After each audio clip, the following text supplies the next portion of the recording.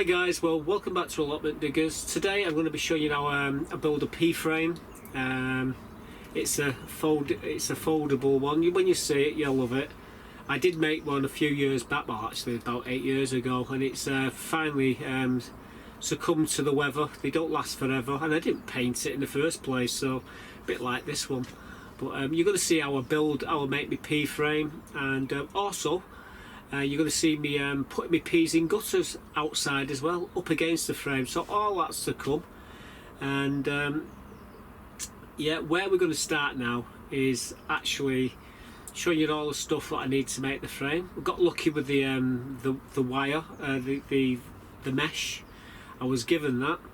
However, once lucky with the wood, I had to source that, and that was £12. So £12, a few screws. The hinges, again, there was something I was given, so it probably cost me about 12.5 quid to build this P-frame. However, the mesh would have cost me what, 30 quid. So you know, at the end of the day, I got lucky. So let's take it outside now and show you me building my P-frame, and straight after that we're going to go straight into planting the peas in gutters. Guys, today I'm going to make my new P-frame. I was given that roll of wire, and unfortunately it's, well, I say wire, it's square mesh. I was given that, and apparently it's 5 metres of it, so I'll need 3 metres. So I've got that, I've got the wood, got the saw, got the drill, got the grinder to cut the wire. I've got a jigsaw to make it easy to cut the wood. This is back up. I've got staples there to staple the mesh to the frame. I've got hinges in there, there's a few screws in there, more screws for the hinges inside there. This will go through. Actually, what I might have to do is get bigger screws, because I want them to go through here all the way through. What I do is I drill through here into here, and then I put one screw in each corner to hold the frame together. I'll show you me doing that. Square tape, all important pen. What else we got here? Oh, that's my breakfast, and there's my coffee, and that's what I'm going to have before I do anything else. So yeah, that's what I've got, all my gear to make my frame. So I'll show you me doing little snippets of it, and what I need to do is just quickly go and measure the inside of the beds. Are all the same, so I'll just measure that one there, and then I'll make the frame according to the size of the bed. So yeah, that's what I'm going to do. So I'll be right back after I've had my banana.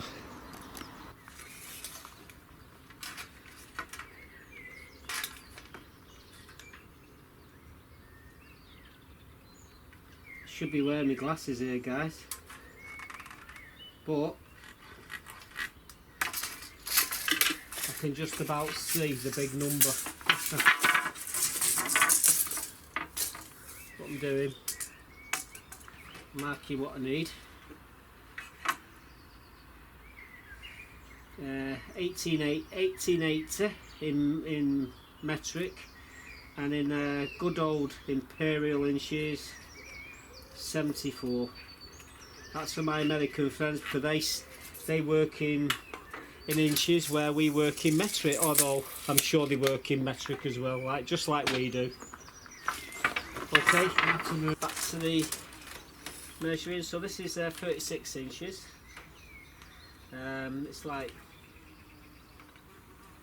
900 and I think it's about 14 milli in metric. So I've got to take 90 off that, because that's the width for that. So 90 off, call it 90, so 8.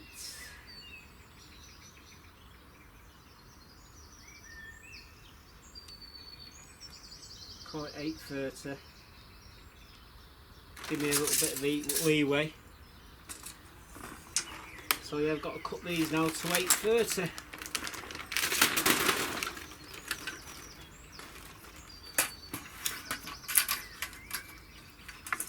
unfortunately I haven't got enough to fix me bench, so I'm going to have to get another piece of this. Bit gutted really.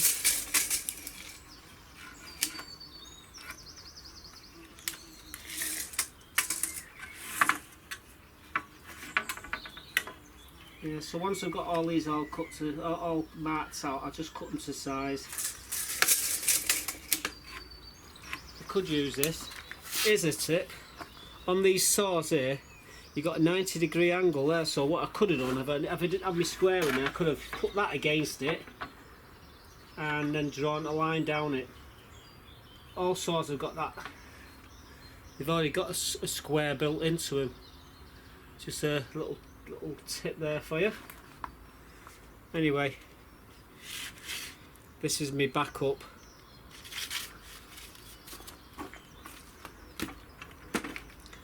This is what I'm going to be using.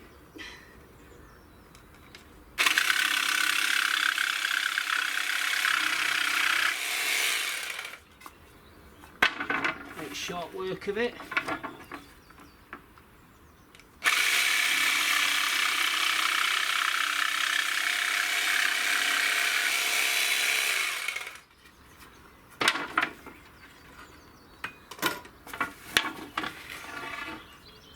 They're the uprights, by the way.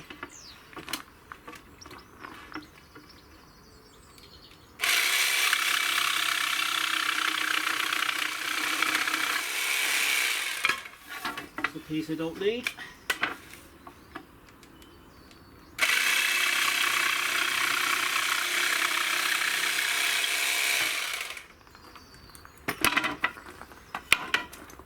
Unfortunately,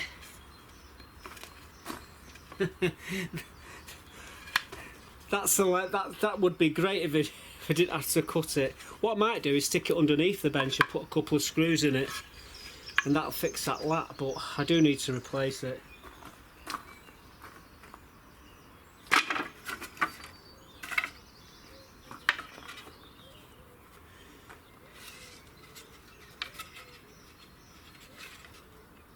So all I've got to do now is cut the other four, and then we can have at it. I had to take my coat off, it was getting too much.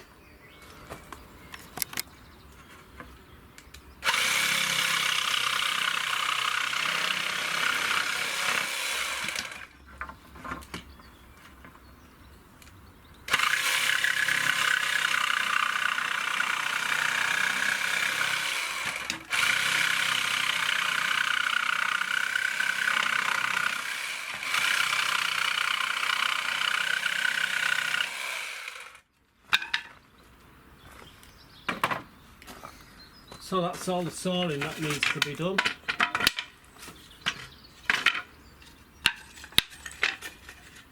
Couple of little bits of wood there can come in handy for something else.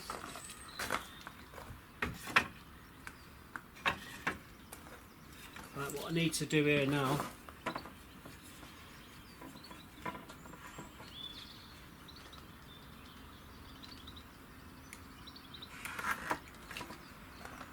I'll become clear in a moment.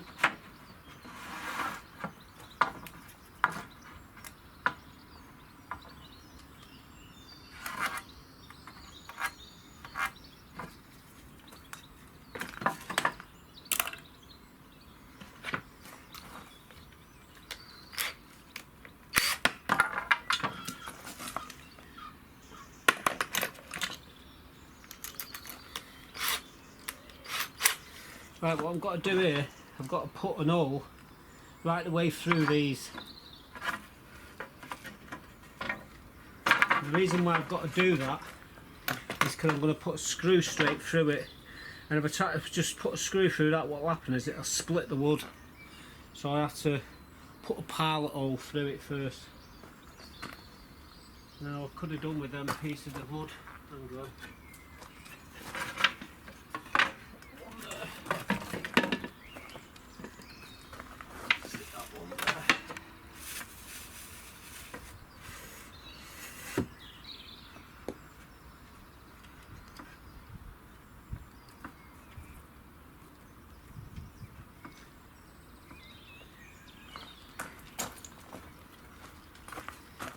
How's that? Just put my pen down, aren't I?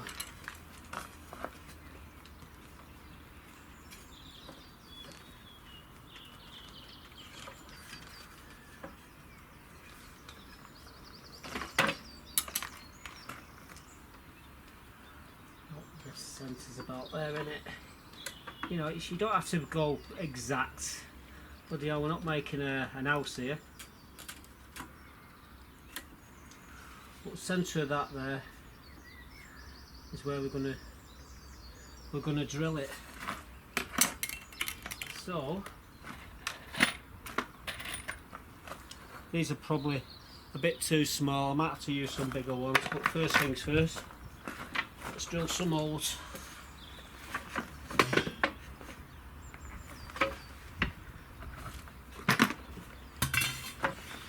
That was my flask. Lucky it's metal, it will survive.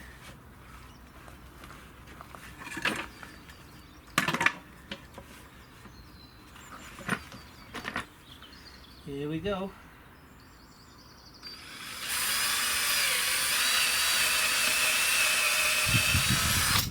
That's the first hole, and this will go through there like that, and then screw into the other piece of wood, this here, which will be underneath it like that, and it just screws straight into that. And then what we do, we get a staple, and we staple the edges as well, give them a bit more strength, and then when the mesh is on, it'll strengthen it up even more. But yeah, I've just got to do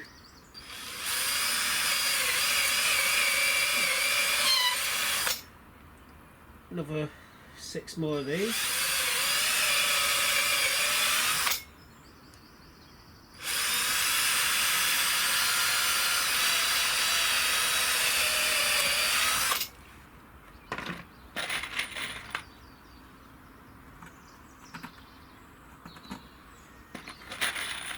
Leave the screws in. Make it a lot easier when I come to just screw them together in a minute. Let's do the other side.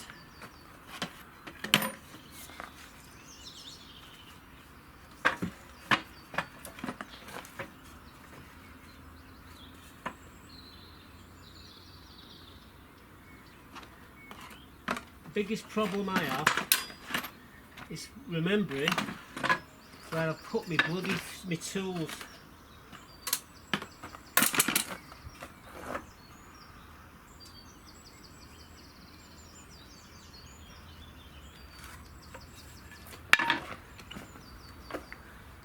The centre's about there.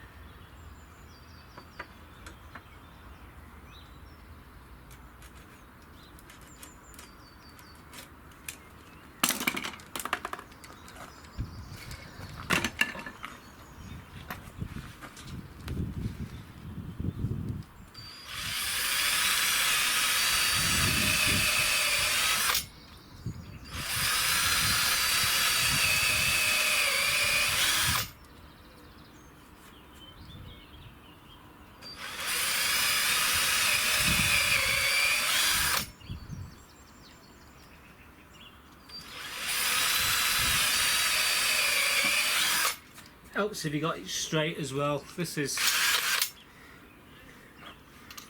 well, that's the last of that drill we're going to need. What we will need is putting that in there. That's the screwy bit. Well, there goes the screw.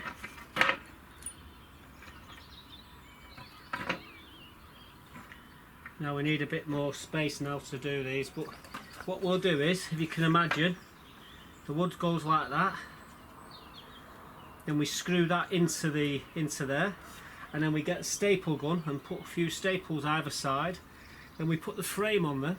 I'll show you in a minute. Right, where we're going to do this.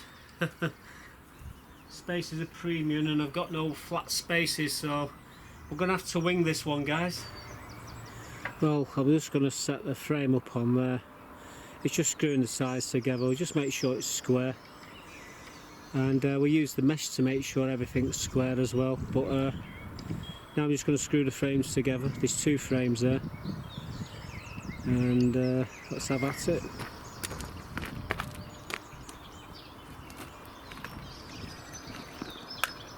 This is staple gun as well. I'll show you what we're going to do with that in a minute or two.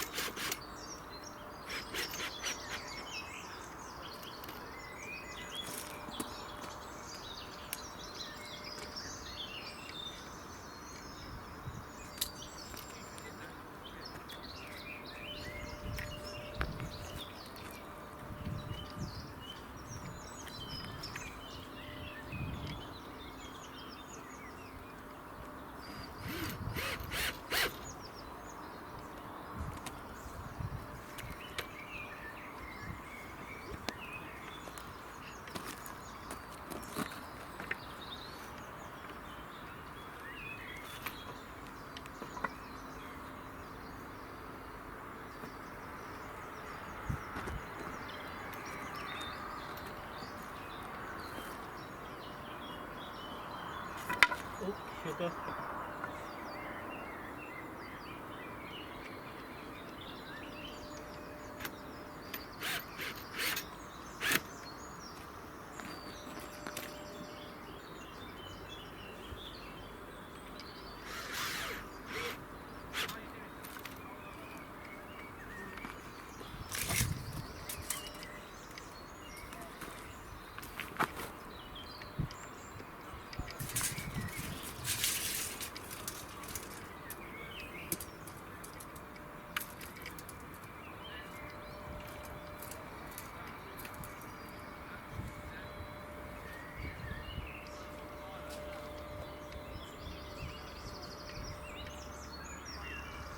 $2,100.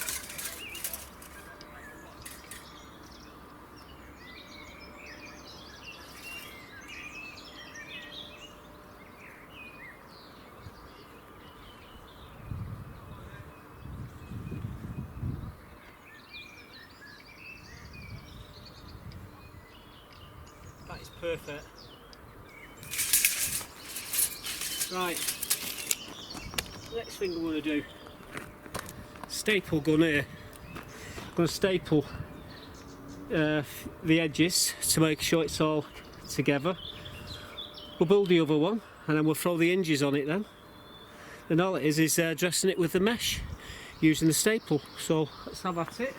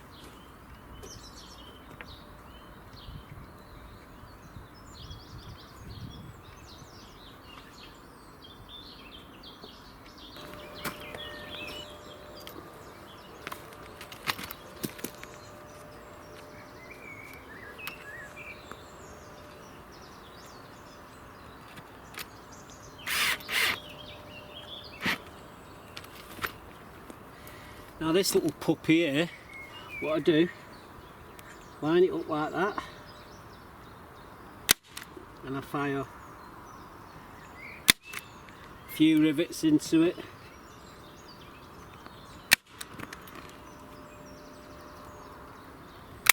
Now we can get the rivet. That's how deep they go in. You can see that, and that just stabilises it. Anyway, I've got the other one over there to do.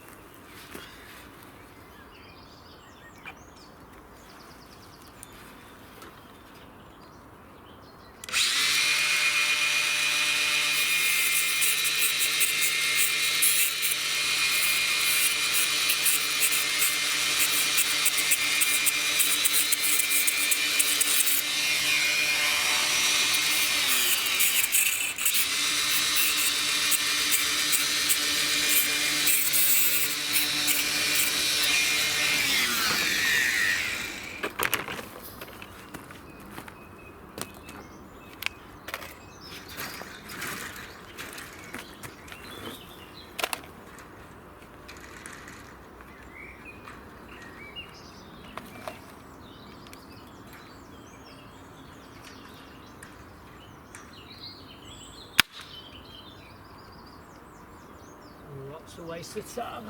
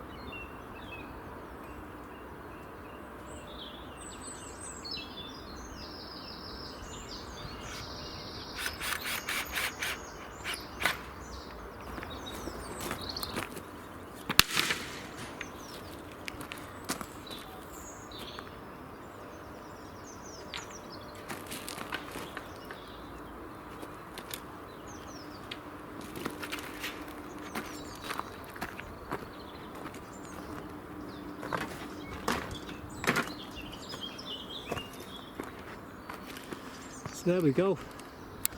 One pea frame. We just got to take some screws, there's some sharp screws on the top where I put the hinges. I'm just going to trim them, then we can put this into where it needs to go.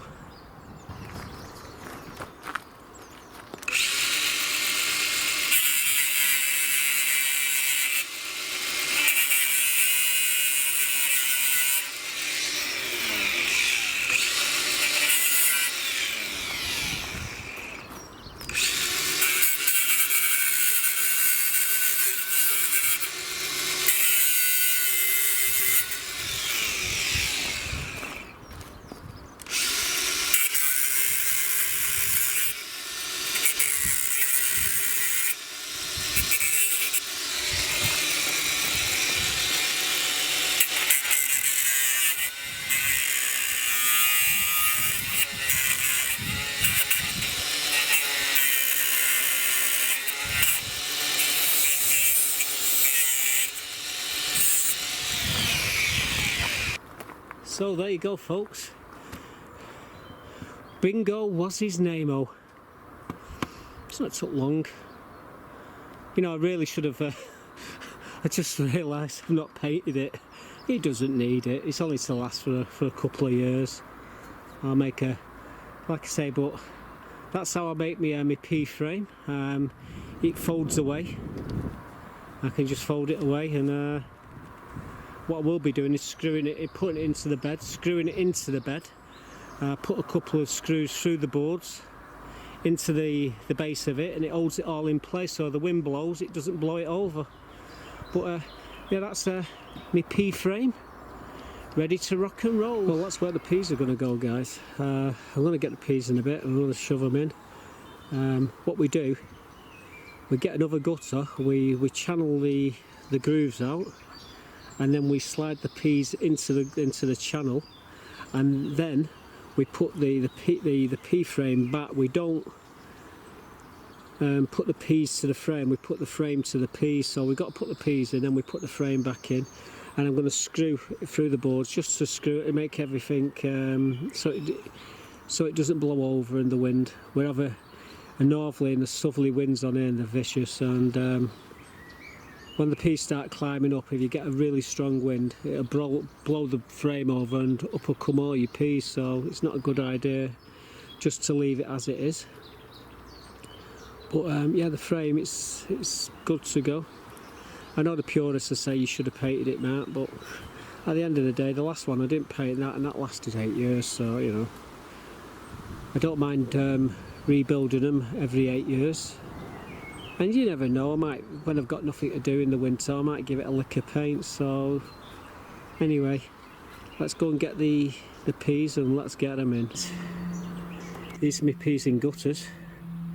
Now we're going to get them down to the back part of the plot, and we'll get them into the beds. So my job's done. It's down to the bed, and the sun and the rain, basically. Although I will be watering them, you know, but as you can see, they're perfect, no nibble marks. As soon as they get into the outside world, they're going to get bitten to death. But we've actually got them to a sizable size, and they look healthy enough. They should do okay. Yeah, lovely. What I've done here, I've got a gutter, and I've used that, it's a spare gutter, and I've done my channel, 2 channels. There's the frame there waiting to go in. Once the frame goes, once the peas are in, then I put the frame over, and then we bring the peas to the frame to the peas, and I've got my drill over there, and what I do is I put a couple of screws through the side of the board so that it holds everything and stops it from blowing over in the wind. So we're going to get the peas down here now, and the hard bit is getting the peas out of the gutters normally. So we'll have a laugh and see what happens. But as you can see, the channels are all in place for the peas just to drop in, and what we do is just use the soil, and we just backfill over the top of it, around the edges of the soil, around the edges of the peas, and just down there it's very damp, although this sunshine's starting to worry me, so I'm going to have to be quick, otherwise everything could be drying out. I will give them a watering, so I'm going to set the camera up on the pod and then we'll have a laugh at trying to get the peas out of the gutters, eh? Right, I'm just going to show you me doing one of these, and what we've done, we took the end caps off these gutters, and hopefully the peas should slide out of these gutters. We wet them a bit earlier, so they should slide out. Fingers crossed. Here we go.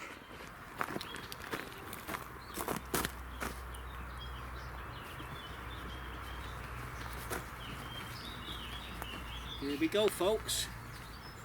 Slide it out.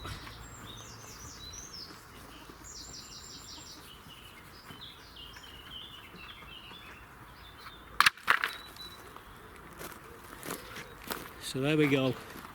That's how easy it is to do your peas in gutters. Anyway, we'll do the other one in a bit, but you get the picture.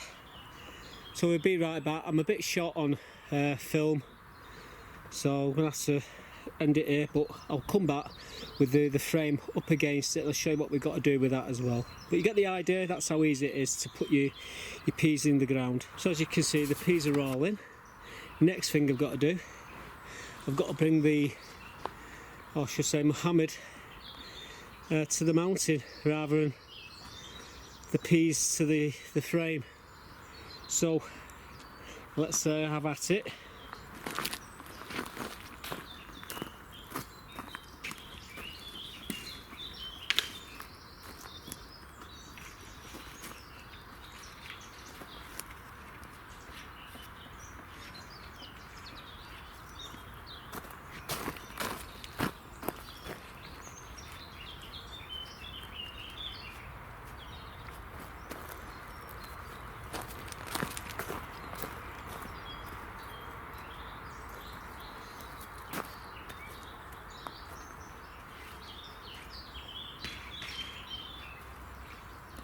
So all I've got to do now is put these screws into the corner bits down here. Let's pan the camera down and you can get a better look at what we're doing. So what we're doing here, we're putting a screw into the scaffolding board, and that'll hold the frame and stop the frame from getting blown over in the wind. You know, it gets pretty windy on here. Southerly and the northerly winds are a nightmare. Anyway, do the other side, and this will be solid, and I can give them a good watering in, and hopefully the peas will start to climb up the frame. Well, that's the idea anyway. Quickly water them in.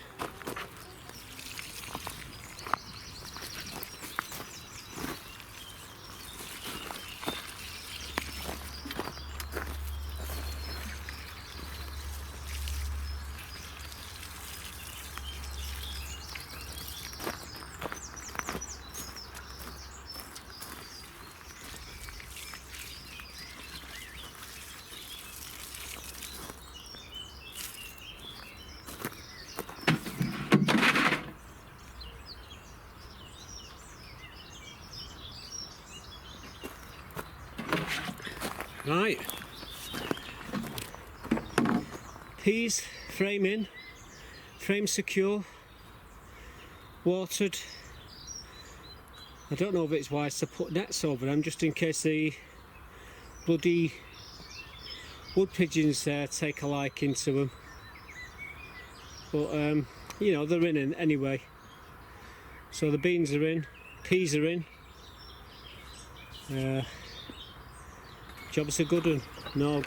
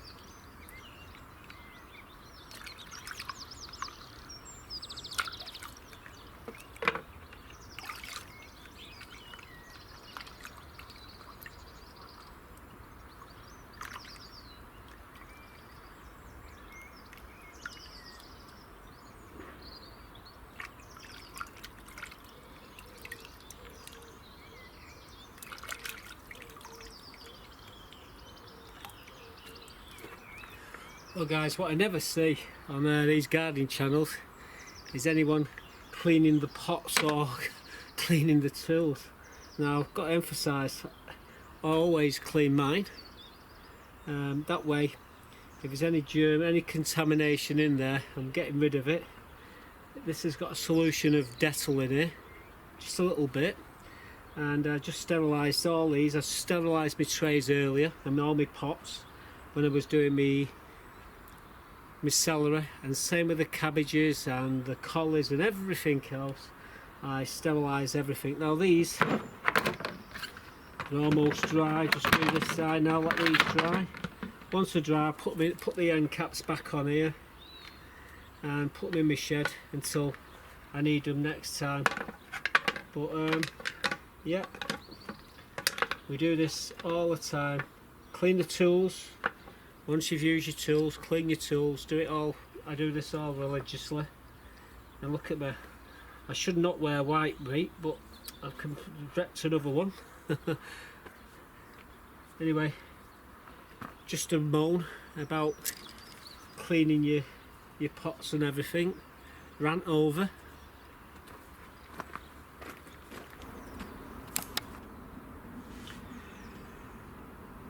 So there we go, we've got the peas in. We've got the peas out of the middle greenhouse, and we're trying to clear the greenhouses. Very difficult because I've got so much stuff in there. You're going to see me in the next episode putting the potatoes from in here outside. Also, we're going to be planting the celery, probably putting the tomatoes in the middle greenhouse. We've got to clear the middle greenhouse, that's another thing we've got to do. There's a whole host of different things. I've got a lot. I've been pricking out, potting on, and basically as I'm taking stuff out, I'm filling the bloody greenhouses up. So it's I'm going round in circles at the moment, trying to get everything in. However, we're getting there. So in the next episode, actually, funny enough, I've actually got another clip which I will be putting up probably in a couple of days, 3 days. And what it is all the flowers which have flowered over. I think we're now, we're in May now, so it's the flowers what come up in April. You're going to see a whole host of different flowers what are flowered on my plot. We're going to add some music to that as well, so watch out for that one. It will be coming up very soon. But I hope you enjoyed the video. We've got tons more to show you. I would have shown you even more, but I think half an hour's enough. We went right over the limits there last episode. It lasted for nearly an hour, but then again we was doing so many different things. I could have done a 4-hour video today, to be quite honest with you. However, we have got lots more to show you. Everything's doing wonderfully, as you will see over the up and coming weeks.